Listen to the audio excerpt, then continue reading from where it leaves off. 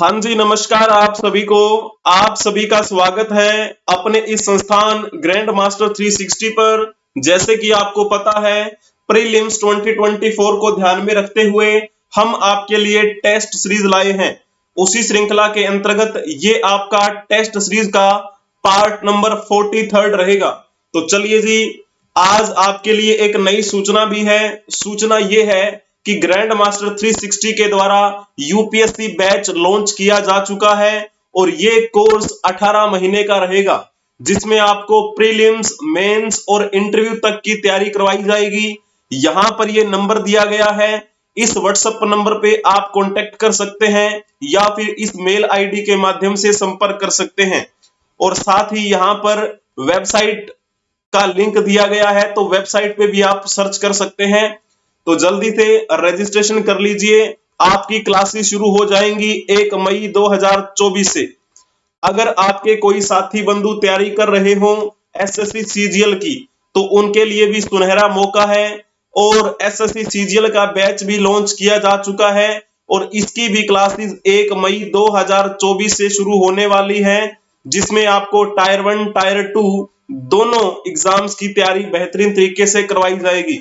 तो आप रजिस्ट्रेशन के लिए इस नंबर पर संपर्क कर सकते हैं। और ग्रैंड मास्टर 360.com ये वेबसाइट है, तो वेबसाइट पर आप विजिट करके देखिए और मेल आईडी के माध्यम से भी आप संपर्क कर सकते हैं। तो ग्रैंड मास्टर 360 के द्वारा ये दो नए बैच लॉन्च किए गए हैं। क्लासेस 1 मई 2024 से शुरू होगी। ज्यादा लंबा समय नहीं बचा है, तकरीबन तकरीबन आप मान के चलिए 1 हफ्ता है आपके पास। तो चलो जी, अब हम चलते हैं हम अपनी क्वेश्चंस की श्रृंखला की तरफ। तो बताएंगे आप सभी, भारत के इतिहास के संदर्भ में निम्नलिखित युग्मों पर विचार कीजिए। ये आपका यूपीएससी में पूछा गया था क्वेश्चन। यूपीएससी 2020 की बात है जब ये क्वेश्चन आपसे पूछा गया था। तो इसमें आप बताएंगे कि कौन सा युग्म सही सुमिलित है। तो जल्दी से आप बताएंगे कौन सा ऑप्शन इसमें ठीक रहेगा। तो जिन्होंने इसमें ऑप्शन टिक किया होगा केवल 2 और 3, उनका बिल्कुल ठीक रहेगा। तो पहले हम अकेला समझ लेते हैं। औरंग के बारे में जब बात करते हैं, औरंग वैसे एक पार्शियन शब्द है। पर्शियन पर्शियन भाषा का ये शब्द है। इसका संबंध 17वीं शताब्दी में यूरोपीय कंपनियों के ऐसे गोदामों से था जहां माल बेचने से पहले इकट्ठा किया जाता था। तो ये पॉइंट गलत लिखा हुआ है ना, तो ये तो गोदामों से संबंधित एक शब्दावली है जहां पर माल बेचने से पहले इकट्ठा किया जाता था।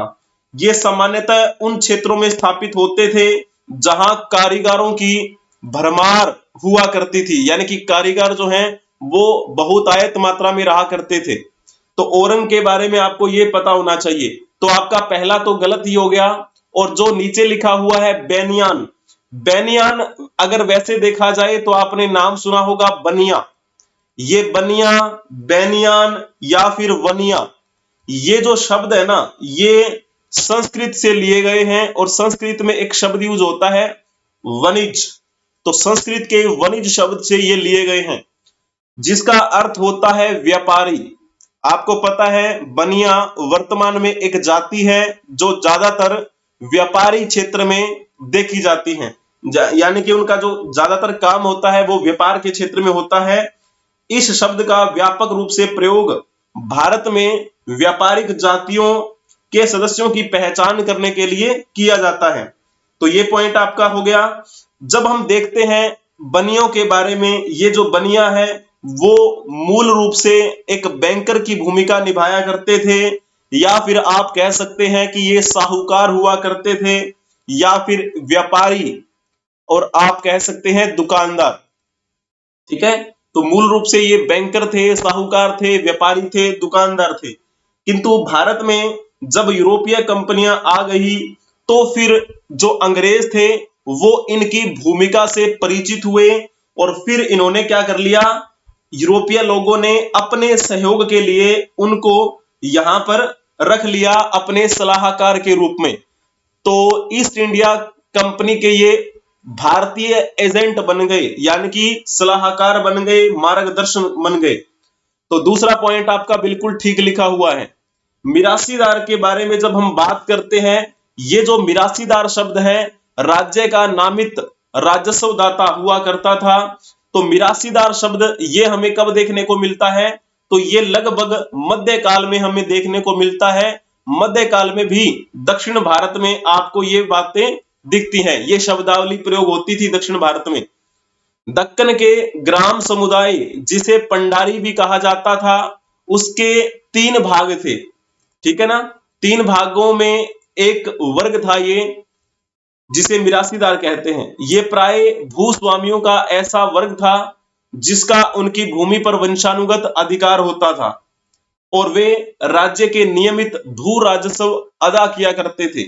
तो जिन्होंने लिखा होगा ना इसमें केवल 2 और 3, उनका बिल्कुल ठीक रहेगा। तो बहुत ही बढ़िया बताया है सभी ने, अति उत्तम। अब आप नेक्स्ट क्वेश्चन के बारे में बताने का प्रयास करेंगे। ये भी आपका यूपीएससी में पूछा गया क्वेश्चन है, तो जल्दी से आप बताएंगे इसमें कौन सा ठीक रहेगा। और ये आपका पूछा गया था यूपीएससी 2020 के आसपास में, तो जल्दी से बताएंगे निम्नलिखित में से कौन सा एक हड़प्पा स्थल नहीं है। तो जो हड़प्पा स्थल नहीं है वो बताना है। जिन्होंने लिखा होगा ना सोहगोरा, उनका बिल्कुल ठीक रहेगा, क्योंकि सोहगोरा हड़प्पा स्थल नहीं है। हड़प्पा सभ्यता नाम क्यों पड़ा था? क्योंकि इस सभ्यता का सबसे पहला खोजा गया स्थल हड़प्पा ही था। और इस हड़प्पा स्थल की खोज किसने की थी? तो आप कहेंगे दयाराम साहनी के नेतृत्व में 1921 में हड़प्पा स्थल की खुदाई का काम शुरू हुआ था, ठीक है। और ये हड़प्पा जो स्थल है वो वर्तमान में पाकिस्तान के पंजाब प्रांत में है, पंजाब प्रांत। तो कई बार सिंधु घाटी सभ्यता भी लिखा आ सकता है और कई बार हड़प्पा सभ्यता भी लिखा आ सकता है। तो इस हड़प्पा सभ्यता से संबंधित जो स्थल नहीं है वो है आपका सोगोरा। तो सोगोरा क्या है? तो सोगोरा जो है ना वो आपका उत्तर प्रदेश में पड़ता है। उत्तर प्रदेश, उत्तर प्रदेश में गोरखपुर के पास, गोरखपुर जिला है ना वहां पे, तो वहीं गोरखपुर जिले में है ये आपका सोहगोरा। ये हड़प्पा कालीन स्थल नहीं है, बल्कि हमें यहां से मौर्यकालीन ताम्र अभिलेख प्राप्त हुए हैं। मौर्यकालीन ताम्रपत्र अभिलेख की प्राप्ति हमें यहां से हुई है। मौर्यकालीन यानी कि आप कह सकते हैं मौर्य साम्राज्य के समय के ताम्रपत्र अभिलेख की हमें यहां से प्राप्ति हुई है। और मौर्य वंश के संस्थापक कौन थे? चंद्रगुप्त मौर्य थे। और इस मौर्य साम्राज्य के अंतिम राजा कौन थे? बृहद्रथ मौर्य थे, ठीक है। तो इस प्रकार आपको ये बिंदु ध्यान में रखने हैं। तो मौर्य साम्राज्य के समय का आप कह सकते हैं ये स्थल है सोगोरा। बाकी जो पॉइंट लिखा हुआ है वो हड़प्पा सभ्यता से ही संबंधित है। तो जैसे हम बात कर लेते हैं चहुंदड़ों के बारे में, चहुंदड़ों की बात करें या फिर हम बात करें कोट दीजी की, ये दोनों के दोनों ही वर्तमान में पाकिस्तान में पड़ते हैं। और पाकिस्तान के कौन से प्रांत में है ये? तो ये सिंध प्रांत में है, सिंधु नदी के किनारे, ठीक है। तो ये पॉइंट आपका हो गया। ये दोनों हड़प्पा स्थल सिंधु नदी के किनारे ही हैं, ठीक है जी। और फिर आपका एक पॉइंट बच गया है, वो है ऑप्शन डी। इसमें क्या लिखा हुआ है? देसलपुर। और देसलपुर कहां पर है? तो ये हमारे भारत के गुजरात राज्य में है। और वहां पर एक क्षेत्र है जिसे हम क्या बोलते हैं? कच्छ। तो कच्छ का जो एरिया है ना गुजरात में, वहीं पर आपको ये मिलेगा देसलपुर। तो ये भी हड़प्पा कालीन स्थल है। और चहुंदड़ो और कोट दीजी भी हड़प्पा कालीन स्थल है। लेकिन सोहगोरा हड़प्पा कालीन स्थल नहीं है, क्योंकि ये मौर्यकालीन ताम्रपत्र अभिलेखों से संबंधित है। यहां से हमें मौर्य साम्राज्य के बारे में जानकारी मिलती है। और सोहगोरा में एक अभिलेख भी मिला है और उस अभिलेख में अकाल से निपटने के उपायों में अन्न भंडार रखने का उल्लेख है। यानी कि हमें अन्न भंडार रखना चाहिए अगर कभी कोई अकाल पड़ जाए। तो इसी वजह से आपको ये बिंदु ध्यान में रखने हैं। चलो जी, अब आप नेक्स्ट क्वेश्चन के बारे में बताने का प्रयास करेंगे। ए ओ हयूम के संबंध में निम्नलिखित में से कौन सा कथन सत्य नहीं है? तो जो कथन सत्य नहीं है वो बताना है। बिल्कुल जल्दी से आप बताने का प्रयास करेंगे। उन्होंने भारतीय राष्ट्रीय कांग्रेस की स्थापना की थी। तो आप कहेंगे जी हां, ये पॉइंट तो ठीक लिखा हुआ है। ए ओ ह्यूम के नेतृत्व में 28 दिसंबर 1885 को बॉम्बे के गोकुलदास तेजपाल संस्कृत कॉलेज में भारतीय राष्ट्रीय कांग्रेस की स्थापना की गई थी। ठीक है, तो ये पॉइंट आपका कवर हो गया, बहुत बढ़िया। और फिर जब बात करते हैं इस भारतीय राष्ट्रीय कांग्रेस का पहला अधिवेशन कहां पे हुआ, तो बॉम्बे में ही हुआ था, जिसे हम वर्तमान में मुंबई कह देते हैं। तो उस पहले अधिवेशन में अध्यक्षता किसने की थी, तो नाम आता है व्योमेश चंद्र बनर्जी का। फिर दूसरा अधिवेशन कोलकाता में हुआ, और उस दूसरे अधिवेशन में यानी कि कोलकाता के अधिवेशन में अध्यक्षता किसने की थी, तो नाम आता है दादा भाई नौरोजी का, जिन्हें हम grand old man of India के नाम से जानते हैं। ठीक है, तो इस प्रकार आपको ये पॉइंट ध्यान में रखना है भारतीय राष्ट्रीय कांग्रेस से संबंधित। तो इन्होंने भारतीय राष्ट्रीय कांग्रेस की स्थापना की। वैसे जब हम ए ओ ह्यूम के बारे में बात करते हैं, इनका जन्म 4 जून 1829 को हुआ था, और इनकी मृत्यु 31 जुलाई 1912 को हुई थी लंदन में। और 1912 में जब इनकी मृत्यु हो गई, उसके बाद भारतीय राष्ट्रीय कांग्रेस ने ए ओ ह्यूम को संस्थापक का दर्जा दिया था, यानी कि भारतीय राष्ट्रीय कांग्रेस के संस्थापक ए ओ ह्यूम थे। ये दर्जा कब मिला, इनकी मृत्यु के बाद। फिर दूसरा पॉइंट देखने का प्रयास करेंगे, उन्होंने 2 बार भारतीय राष्ट्रीय कांग्रेस के वार्षिक अधिवेशन की अध्यक्षता की थी। क्या ये बात ठीक है? आप कहेंगे जी नहीं, ये बात ठीक नहीं लिखी हुई है, और हमें वही तो बताना है कि जो कथन सत्य नहीं है वो टिक कर दो। तो टिक कर दो फिर आप बी ऑप्शन, क्योंकि ये बात सही नहीं लिखी हुई है, तो बी ऑप्शन ठीक रहेगा। वह एक पक्षी विज्ञानी भी थे और मिथोलॉजिस्ट थे, वो बिल्कुल ठीक लिखी हुई है ये बात। और फिर जब बात करते हैं, वो भारतीय सिविल सेवा के सदस्य भी रहे, ये बात भी बिल्कुल ठीक लिखी हुई है। बहुत बढ़िया है, सभी ने अच्छा बताया। चलो जी, अब हम बात करते हैं इनके बारे में। इनको क्या बोला जाता है? इनको बोला जाता है भारतीय पक्षी विज्ञान का पितामह। भारतीय पक्षी विज्ञान का पितामह किसे कहा जाता है? तो ए ओ ह्यूम को, एलन ऑक्टेवियम ह्यूम। तो पक्षी पालन के अग्रदूतों में से एक माने जाते हैं। कई बार भारतीय पक्षी विज्ञान का पोप भी बोल दिया जाता है। ठीक है ना? तो चलो जी, अब आप नेक्स्ट क्वेश्चन के बारे में बताने का प्रयास करेंगे। प्राचीन भारत के विद्वानों, साहित्यकारों के संदर्भ में निम्नलिखित कथनों पर विचार कीजिए। तो बताएंगे आप इस क्वेश्चन के बारे में। ये क्वेश्चन भी आपका यूपीएससी में पूछा गया था। बात है ये 2020 की। तो जल्दी से आप इसमें बताएंगे कि कौन सा कथन या फिर कौन से कथन सत्य हैं।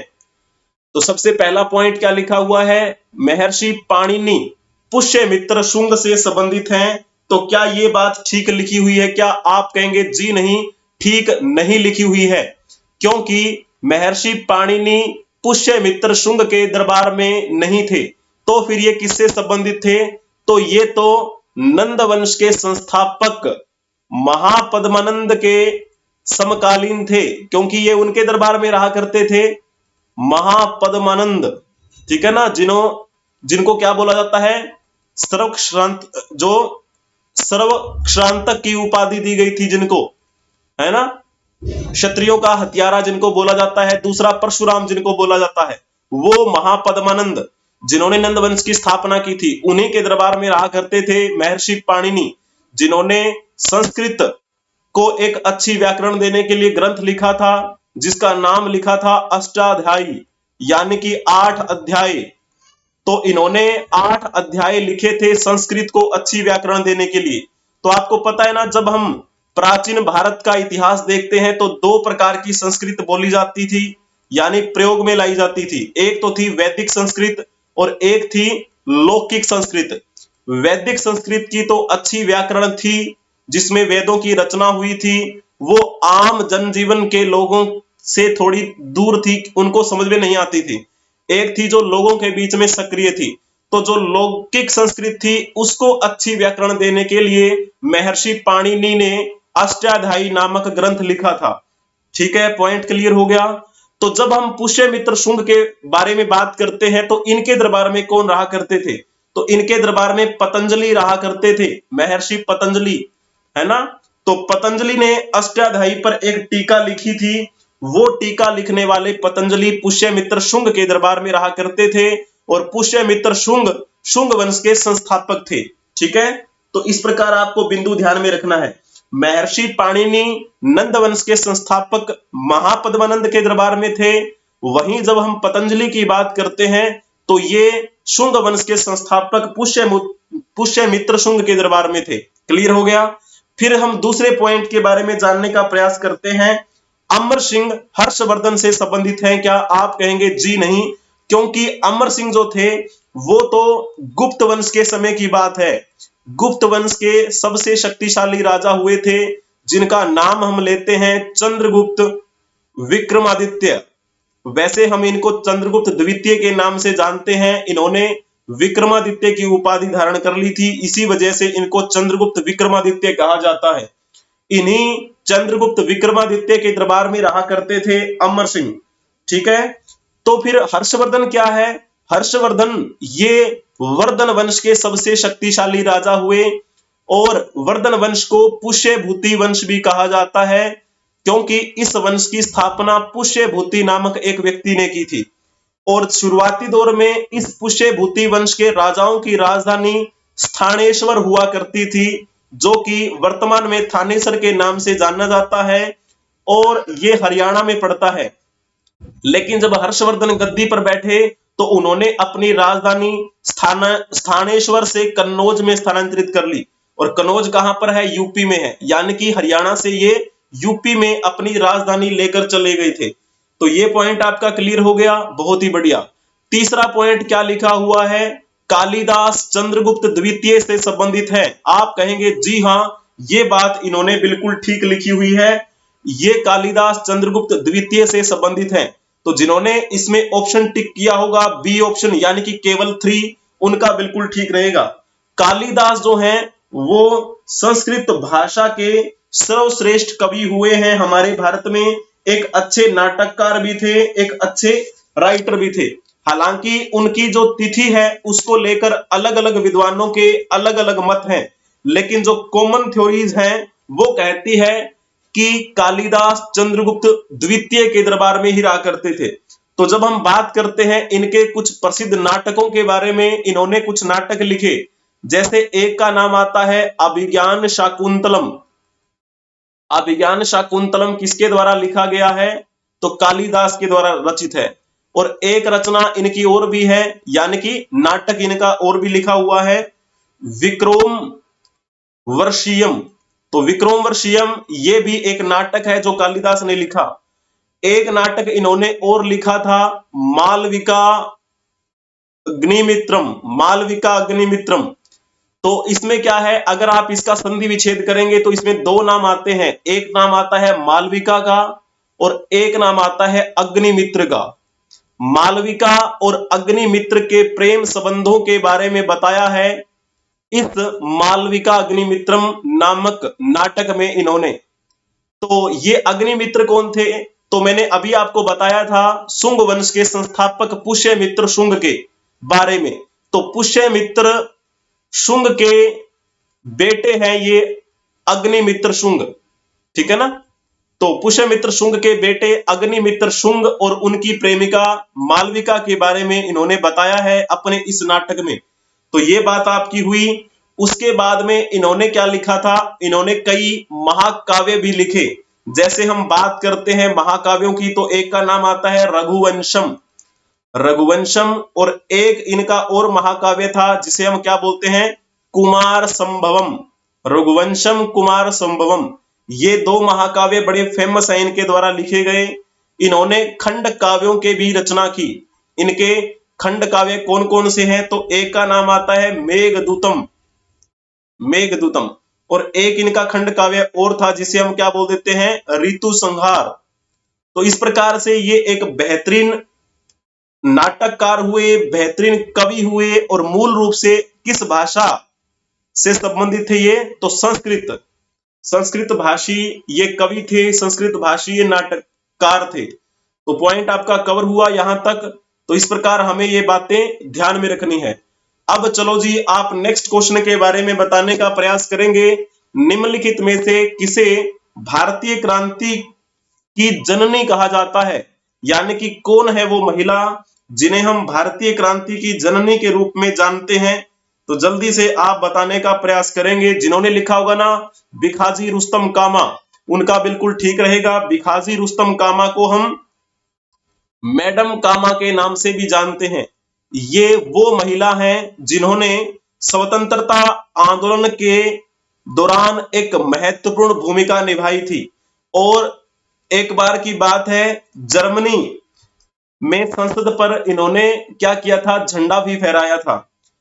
तो जर्मनी में एक शहर पड़ता है वो स्टटगार्ड, तो स्टटगार्ड नामक शहर में अपना भारतीय ध्वज फहराने का श्रेय इन्हें जाता है। यानी कि विदेशी धरती पर इन्होंने अपना भारतीय ध्वज फहराया, इसकी वजह से ये जानी जाती हैं और भारतीय क्रांति की जननी के रूप में इन्हें हम जानते हैं। उस समय कई पारसी लड़कियों की तरह भिखाजी ने भी क्या किया था, अलेक्जेंड्रा गर्ल्स इंग्लिश इंस्टीट्यूशन में पढ़ाई की थी। और भिखाजी कामा सभी तरह से एक मेहनती और अनुशासित महिला थी और कई भाषाओं का इन्हें ज्ञान था। तो ये पॉइंट आपको इनके बारे में ध्यान में रखना है। फिर जैसे हम बात करते हैं एनी बेसेंट के बारे में। एनी बेसेंट जो है वो एक आयरिश महिला थी और ये 1893 में भारत में आई थी। इन्होंने भारतीय दर्शन को बड़े बेहतरीन तरीके से समझा और फिर ये यहीं पर रहने लगी वाराणसी में। इन्होंने कहा कि मेरी कर्म भूमि भारत ही है और मैं यहीं पर रहूंगी। ठीक है, तो फिर यहाँ पर ये रहने लगी। एनी बेसेंट ने फिर क्या किया था, 1916 में होम रूल लीग आंदोलन का नेतृत्व किया था मद्रास क्षेत्र में। ठीक है, और उसी समय इनका एक अखबार आया करता था जिसे हम कहते हैं न्यू इंडिया। और ये जो न्यू इंडिया समाचार पत्र है, इस समाचार पत्र में इन्होंने भारत की स्वतंत्रता से संबंधित मुद्दों को उजागर किया। फिर जब हम बात करते हैं अगले साल की यानी कि 1917 की, तो 1917 में एक ऐसा टाइम आया जब पहली बार कोई महिला भारतीय राष्ट्रीय कांग्रेस के अधिवेशन की अध्यक्षता कर रही थी। तो 1917 में भारतीय राष्ट्रीय कांग्रेस का अधिवेशन कोलकाता में हुआ था। उस कोलकाता के अधिवेशन में अध्यक्षता की थी एनी बेसेंट ने। इनसे पहले कोई भी महिला अध्यक्ष नहीं बनी थी, तो ये पहली महिला अध्यक्ष थी। कई बार पूछ लिया जाता है पहली महिला अध्यक्ष कौन थी, तो नाम लिख देना एनी बेसेंट का। तो ठीक है, ये पॉइंट भी आपका कवर हुआ इनसे संबंधित। फिर जब हम बात करते हैं सरोजनी नायडू के बारे में, सरोजनी नायडू वो हैं जिनको हम भारत की कोकिला के नाम से जानते हैं। तो भारत कोकिला की उपाधि इनको किसने दी थी, तो नाम आता है महात्मा गांधी का। और इन्होंने 1925 के भारतीय राष्ट्रीय कांग्रेस के कानपुर अधिवेशन में अध्यक्षता की थी और ये पहली भारतीय महिला अध्यक्ष बनी, पहली भारतीय महिला अध्यक्ष। इनसे पहले किसी भी भारतीय महिला ने भारतीय राष्ट्रीय कांग्रेस के अधिवेशन में अध्यक्षता नहीं की थी। ठीक है ना, तो ये पहली भारतीय महिला अध्यक्ष है। तो सिंपल पूछा जाए पहली महिला अध्यक्ष कौन, तो नाम लिख देना एनी बेसेंट का। पहली भारतीय महिला अध्यक्ष के बारे में पूछा जाए तो नाम लिख देना सरोजनी नायडू का। तो इस प्रकार ये बिंदु आपको इनसे संबंधित ध्यान में रखना है। चलो जी, अब हम चलते हैं नेक्स्ट क्वेश्चन के बारे में। आप इसके बारे में बताने का प्रयास करेंगे। 1860 में प्रकाशित नील दर्पण किससे संबंधित है, तो इसमें कौन सा ऑप्शन आपका ठीक रहेगा, जल्दी से आप बताने का प्रयास करेंगे। जिन्होंने लिखा होगा ना दीन बंधु मित्र, उनका बिल्कुल ठीक रहेगा। दीन बंधु मित्र के द्वारा रचना लिखी गई थी नील दर्पण। तो ये पॉइंट आपको ध्यान में रखना है। जब हम बात करते हैं स्वामी दयानंद सरस्वती के बारे में, इन्होंने आर्य समाज की स्थापना की थी और ये वही हैं जिन्होंने कहा था कि आर्य तिब्बत से आए थे। यानी कि आर्य तिब्बती सिद्धांत किसने दिया था, तो स्वामी दयानंद सरस्वती ने दिया था। और ये वही हैं जिन्होंने कहा था वेदों की ओर लौटो। तो वेदों की ओर लौटो का नारा भी किसने दिया था, तो आप कहेंगे स्वामी दयानंद सरस्वती। पंडित जवाहरलाल नेहरू के बारे में जब हम बात करते हैं तो ये मोतीलाल नेहरू के बेटे थे। इन्होंने कई भारतीय राष्ट्रीय कांग्रेस के अधिवेशनों में अध्यक्षता की थी। एक अधिवेशन जो 1929 का बड़ा फेमस रहता है, 1929 का लाहौर अधिवेशन। इस 1929 के लाहौर अधिवेशन में पंडित जवाहरलाल नेहरू ने अध्यक्षता की और उनकी इस अध्यक्षता में हो रहे अधिवेशन में यह निर्णय लिया गया था कि हम पूर्ण स्वराज चाहते हैं। तो पूर्ण स्वराज्य का संकल्प पारित किया गया और इन्होंने फिर क्या किया था, इन्होंने कहा कि हम आने वाली 26 जनवरी को स्वतंत्रता दिवस मनाएंगे। तो जब 26 जनवरी आई तो 1930 आ चुका था।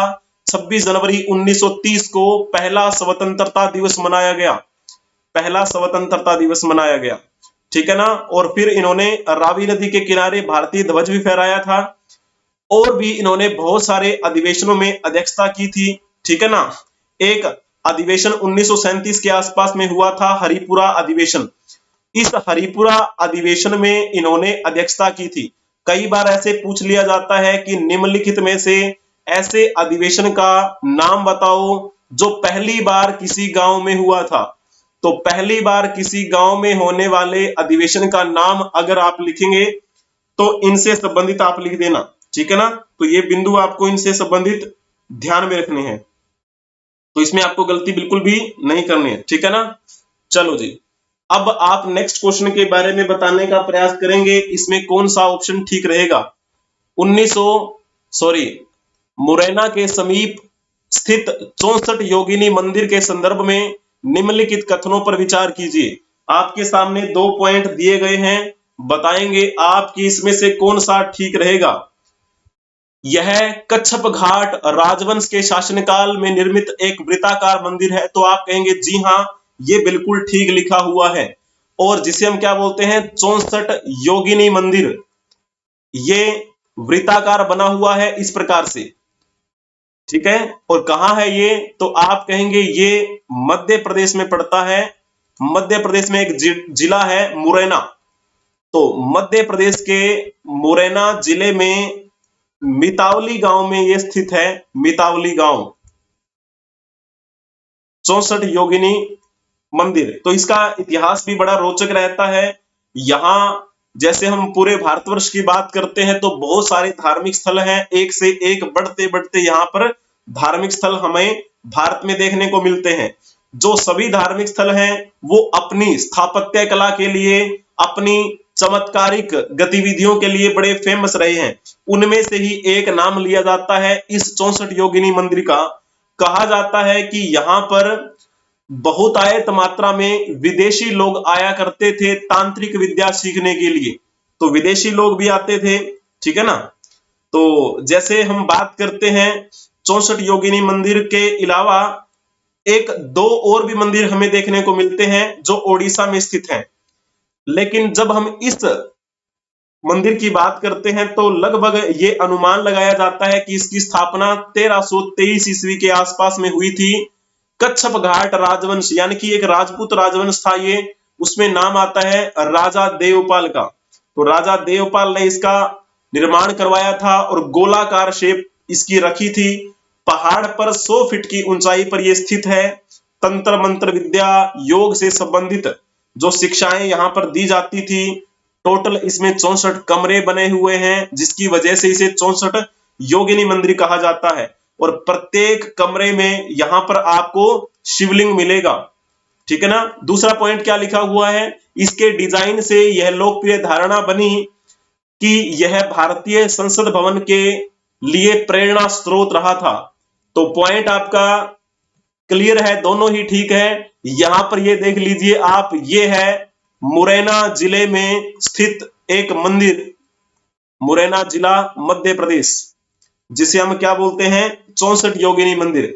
इसी को आधार मानते हुए हमने हमारा संविधान जो सदन है वो बनाया था, यानी कि पहला जो हमारा संसद भवन हुआ करता था, ये वही संसद भवन है जिसमें संविधान सभा ने अपना संविधान तैयार किया था। लेकिन अब तो आपको पता है नया संसद भवन बन चुका है, लेकिन जो ये संसद भवन है जिसमें हमारा संविधान बनकर तैयार हुआ, इस संसद भवन को अब नाम क्या दे दिया गया है, संविधान सदन कहा जाता है इसे, संविधान सदन।